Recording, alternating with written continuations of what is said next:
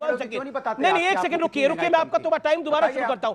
Bharatiya Janata party विकास की बात नहीं करना चाह रही, बहुसंख्यकवाद की बात किसने करी? कांग्रेस पार्टी ने। किसने बोला कि कनाडा के लोग कह रहे हैं कि भारत की सरकार हत्या करवा रही है? अखिलेश जी ने। अब बताइए कौन विकास की बात करना नहीं चाह रहा? अरे बोलने मुख्तार अंसारी के घर तक, एक सेकंड, मुख्तार अंसारी के द्वार पर जाकर कौन सा विकास का काम हो रहा था? अरे यार मुख्तार, अरे यार नहीं, सवाल मेरा है। चुप तो रहोगे तब तो मैं बोलूंगा। बीजेपी प्रवक्ता बोल रहा था तब आप चुप थे, मुझे बोलने दीजिए भाई, मेरा नंबर है, मुझे बोलने दीजिए। मुख्तार अंसारी के लिए अखिलेश यादव का दिल क्यों धड़कता है? ये तुष्टीकरण की राजनीति का ही प्रमाण है। अब याद करिए, योगी आदित्यनाथ जी ने विधानसभा के पटल पे कहा गुंडों को मिट्टी में मिला दूंगा, और दर्द किसे हुआ था? अखिलेश यादव को। एक दूसरा, भाई अगर नरेंद्र मोदी जी का 10 साल का कार्यकाल इतना खराब है, महंगाई है, बेरोजगारी है, संविधान खतरे में है, लोकतंत्र खतरे में है, तो भाई एक बात बताइए आप लोग, आपको 10 साल की एंटी इनकम्बेंसी से लड़ने के लिए भी इंडिया अलायंस बनाना पड़ा? 10 साल की एंटी इनकम्बेंसी और इतनी बुराइयों के बाद अकेले लड़के जीत लीजिए ना बीजेपी। आप चलिए शुरू करते हैं। आपकी राय में क्या है बहुसंख्यकवाद? जी बहुसंख्यकवाद में आप मेजॉरिटी कम्युनिटी को सुपीरियर मानते हैं माइनॉरिटी कम्युनिटी से, और स्पेशल प्रिविलेजेस देकर के माइनॉरिटीज को सेकंड ग्रेड सिटीजन की तरफ धकेलते हैं। जगह जगह उनका बहिष्कार, उनके रिलीजियस इंस्टीट्यूशंस का, उनकी कल्चरल प्रैक्टिसेस का होता है, और फांसीवादी स्टेट का निर्माण होता है। यह खतरनाक स्थिति होती है, इससे देश पिछड़ता है जैसे पाकिस्तान पिछड़ा है। प्रोग्रेसिव देश वो होता है जिसमें सभी नागरिक एक समान होते हैं, सबकी एक जैसी राइट्स होती हैं, माइनॉरिटीज मेजॉरिटी से ज्यादा वल्नरेबल होती हैं। इसलिए आपने अपनी बात को रखा, अपनी वाणी को दीजिए। अब गौरव भाटिया, प्रधानमंत्री मोदी ने कहा इसी बहुसंख्यकवाद को देखते हुए कि कांग्रेस के घोषणा पत्र में वही सोच झलकती है जो सोच आजादी के समय मुस्लिम लीग में थी।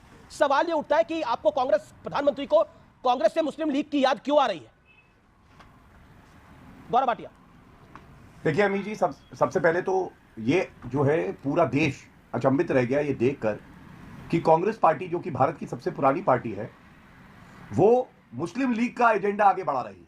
तो आपने जो सवाल पूछा ऐसा क्या लगा, तो मैं आपको दो बातें बताता हूं उसी मैनिफेस्टो से। पहली बात, आप आरक्षण की बात करेंगे धर्म के आधार पे, क्योंकि अभी आपको खुशी नहीं मिली है कि आपने देश के 2 हिस्से कर दिए थे, और वो धर्म के आधार पे ही हुए थे। आप चाहते हैं आगे भी लोग टूटते रहे, प्रदेश टूटते रहे जी, और कांग्रेस पार्टी आगे बढ़ती रहे। और संविधान क्या कहता है अमीर जी? संविधान ये कहता है कि धर्म के आधार पे आरक्षण नहीं हो सकता है, ये सर्वोच्च न्यायालय भी कहता है। दूसरी बड़ी बात है, इन्होंने कहा बहुसंख्यकवाद खतरनाक है। अरे भूल गए, पहले 3 शब्द संविधान के हैं, वी द पीपल। हमारे देश में बहुसंख्यक कौन है अमीर जी? हिंदू। और हिंदू इतने सहिष्णु हैं कि वो अपने आप को एक पंथ निरपेक्ष देश देते हैं। वो संविधान देते हैं जो पंथ निरपेक्षता की बात करता है।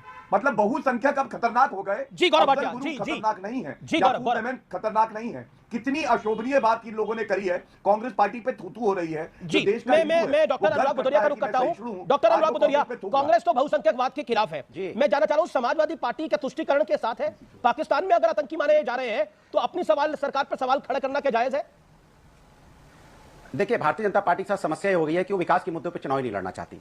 उसे पता है कि हमने कोई काम तो किया नहीं है, तो नफरत की राजनीति की बात करती है। एक सेकंड रुकिए, मैं आपका तो टाइम दोबारा शुरू करता हूं। भारतीय जनता पार्टी विकास की बात नहीं करना चाह रही, बहुसंख्यकवाद की बात किसने करी? कांग्रेस पार्टी ने। किसने बोला कि कनाडा के लोग कह रहे हैं कि भारत की सरकार हत्या करवा रही है? अखिलेश जी ने। अब बताइए कौन विकास की बात करना नहीं चाह रहा? अरे बोलने, मुख्तार अंसारी के घर तक, एक सेकंड, मुख्तार अंसारी के द्वार पर जाकर कौन सा विकास का काम हो रहा था? अरे यार मुख्तार, नहीं सवाल का जवाब नहीं दोगे। आप बोलो ना बीजेपी की बात करोगे, आप मुझे नहीं बोले थे। बीजेपी प्रवक्ता ने बोल तो दिया। सवाल मेरा है। चुप तो रहोगे तब तो मैं बोलूंगा। बीजेपी प्रवक्ता बोल रहा था तब आप चुप थे, मुझे बोलने दीजिए भाई, मेरा नंबर है, मुझे बोलने दीजिए। मैं बोलना शुरू करता, आप चिल्लाना शुरू करते हैं तो ठीक नहीं है भाई, परंपरा ठीक नहीं है, हिंदुस्तान देख रहा है। मैंने कहा भारतीय जनता पार्टी विकास की राजनीति नहीं करती है, मन से खड़े होकर विकास की बात नहीं करती है, और नफरत की राजनीति को बढ़ावा देना चाहती है। मैं कह रहा हूं भारतीय जनता पार्टी क्यों नहीं बात करती कि उसने क्या क्या वादा किया था देश के अंदर में 2014 में जब चुनाव में आई थी कि किसान की इनकम दुगनी हो जाएगी? हो गई क्या? किसान की एमएसपी गारंटी मिल गई क्या? किसान रोड पे धरने पे बैठा नहीं है क्या? बेरोजगार आत्महत्या नहीं कर रहा है क्या? बेरोजगार को आपने कहा था पैर पे खड़ा कर देंगे, बेरोजगार को आपने लाइन में लगा दिया 5 किलो चावल 5 किलो आटा में। आप तो 80 करोड़ लोगों को लाइन में लगा दिया, आप तो उनको रोजगार देने वाले थे, उसके बारे में चर्चा नहीं होगी। महिला अत्याचार की आप बात करते थे, हम आएंगे महिला अत्याचार खत्म कर देंगे। क्या हुआ यहाँ मणिपुर में कैसे अन्याय हुआ महिलाओं के साथ? किस तरह से महिलाओं के साथ हुआ? किस तरह से घटना हुई? अंकिता भंडारी हुआ, उसका जवाब नहीं है। देखिए यही है कि रटी रटाई बात देते। देखिए मैं फिर निवेदन करूंगा जो सवाल के जवाब देना चाहिए। गौरव भाटिया, अब आपसे बात को रखा। Gaurav Bhatia, your reply 40 seconds.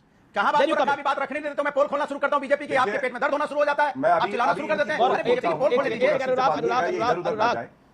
पता नहीं कौन से पेट की बात कर रहे हैं, किस दर्द की बात कर रहे हैं। 2 मिनट तो बोलने दो। एक सेकंड, आपने 2 मिनट 2.5 मिनट बोला, आपने 2.5 मिनट बोला आपने, आपको पता ही नहीं था क्या बोल रहे हैं। ऑडियो डाउन करिए इनका। अब गौरव भाटिया की बारी। गौरव भाटिया 40 सेकंड शार्प, उसके बाद ऑडियो डाउन हो जाएगा ऑटोमेटिकली। देखिए पॉइंट गौरव भाटिया।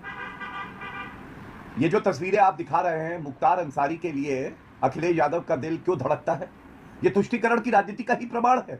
अब याद करिए, योगी आदित्यनाथ जी ने विधानसभा के पटल पे कहा गुंडों को मिट्टी में मिला दूंगा, और दर्द किसे हुआ था? अखिलेश यादव को। एक दूसरा, तुष्टीकरण का अगर कोई असली पराकाष्ठा है तो समाजवादी पार्टी है। मैनिफेस्टो की बात हो रही है, देखिए समाजवादी पार्टी का मैनिफेस्टो है, कैमरा लगाइए इस पे, जनता देखे।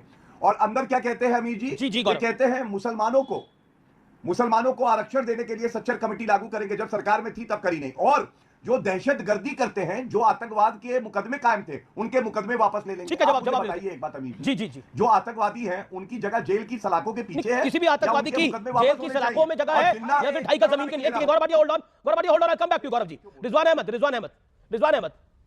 मेरा सवाल बहुत डायरेक्ट है आपसे। क्या आपको लगता है कि तुष्टीकरण की राजनीति विपक्ष कर रहा है या बीजेपी बहुसंख्यक पॉलिटिक्स कर रही है और इस नैरेटिव को बिल्ड करना चाहती है? क्योंकि बीजेपी ने तो नहीं बोला था अखिलेश जी से कि आप मुख्तार अंसारी की आ जाइए। बीजेपी ने तो नहीं बोला था कि आप अपने मैनिफेस्टो में ये। एक लाइन में बता दूं जी, बिल्कुल एक लाइन में बता दूं। एक लाइन में आप पूछ रहे थे कि बहुसंख्यकवाद क्या है जी। जब बहुसंख्यक अब संख्यकवाद पर सवाल पूछने लगे, तुष्टीकरण पर सवाल पूछने लगे, झूठे सेकुलरवाद पर सवाल पूछने लगे, उसको बोला जाता है बहुसंख्यकवाद। जो 2014 नहीं बल्कि 13 से, तभी मोदी जी सत्ता में आए, बहुसंख्यक ने पूछना शुरू कर दिया था। अब सेकुलरवाद ये चाहते हैं कि झूठे सेकुलरवाद पर, तुष्टीकरण पर और अकलियतवाद पर सवाल मत पूछो। पूछोगे तो तुम्हारी तुलना हिटलर से, रशिया से और नाजियों से की जाएगी। ये तो है भाई डेफिनेशन।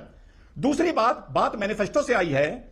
कांग्रेस ये मैनिफेस्टो ला ही नहीं सकती थी टेक्निकली, क्योंकि पूरा चुनाव इंडिया अलायंस के मंच से रहा जा रहा है। ये इंडिया अलायंस का कॉमन मिनिमम प्रोग्राम आना चाहिए था। जो पार्टी अकेले 270 सीट जीतने की बात नहीं कर रही, वो मैनिफेस्टो कैसे ला सकती है? और क्या इस मैनिफेस्टो में इंडिया अलायंस का सैंक्शन है, कंसेंट है? ये अनुराग भदौरिया बताएंगे।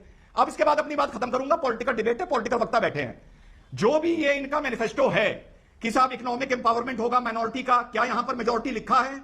फिर यह है opportunity in education, health care, public employment, public work, contract, skill development, minority के लिए क्या यहां पर मेजॉरिटी लिखा है? क्या उन्होंने लिखा है कि we will encourage reform of personal laws of majority? लिखा है? नहीं लिखा है। यहां पर लिखा है माइनॉरिटी, और माइनॉरिटी का मतलब मुसलमान। तो इसका मतलब लड़ाई हो रही है सवाल पूछने वाले बहुसंख्यक की। देखिए जी ओके। और झूठे सेकुलरवाद। रिजवान भाई देखिए, ये आप थोड़ा सा डाइवर्ट कर रहे हैं चीज को। पहली चीज तो आप डाइवर्ट कर रहे हैं, आईएनडीआईए का अपना कॉमन मिनिमम प्रोग्राम है, और वो रीजन जिसकी वजह से बहुत सारे घटक दल इकट्ठा हुए हैं। ऐसा लगता है कि 1947 के बाद हमारा कॉन्स्टिट्यूशन खतरे में है, और कहीं ना कहीं majority community versus minority community की एक धार्मिक पॉलिटिक्स इस देश में खेली जा रही है। इसके खिलाफ खड़ा होना जरूरी है, खड़ा होना जरूरी। अमीश भाई, आप कह रहे हैं कि हम महालक्ष्मी स्कीम लेके आएंगे, 8 करोड़ गरीब परिवार की सबसे वृद्ध महिला को 1 लाख रुपए साल देंगे। यह ब्रॉडर आउटलुक होता है। आप सारे ग्रेजुएट को, डिप्लोमा होल्डर को 1 लाख रुपए साल देंगे, यह ब्रॉडर आउटलुक होता है? जी नहीं, यह ब्रॉडर आउटलुक नहीं होता है, यह वेरी स्पेसिफिक होता है। और ये जो मैनिफेस्टो है ये स्पेसिफिक है, नंबर 1। नंबर 2, क्या भाजपा के, मेरा सीधा सवाल है, क्या भाजपा के मैनिफेस्टो में मेरे भाई जहां जहां माइनॉरिटी यूज हुआ है वहां वहां मेजॉरिटी यूज होगा? कि मेजॉरिटी के लोगों को कॉन्ट्रैक्ट दिए जाएंगे, मेजॉरिटी के लोगों को बैंक से लोन दिए जाएंगे, मेजॉरिटी के लोगों का पोटेंशियल बढ़ाया जाएगा? क्या उनके मैनिफेस्टो में ऐसी बात लिखी जाएगी? आपको लगता है लिखी गई है?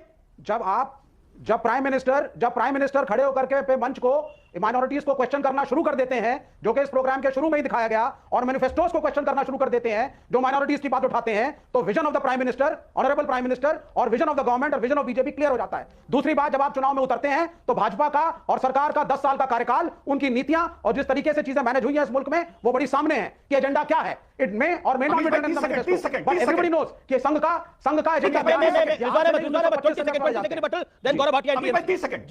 30 सेकंड।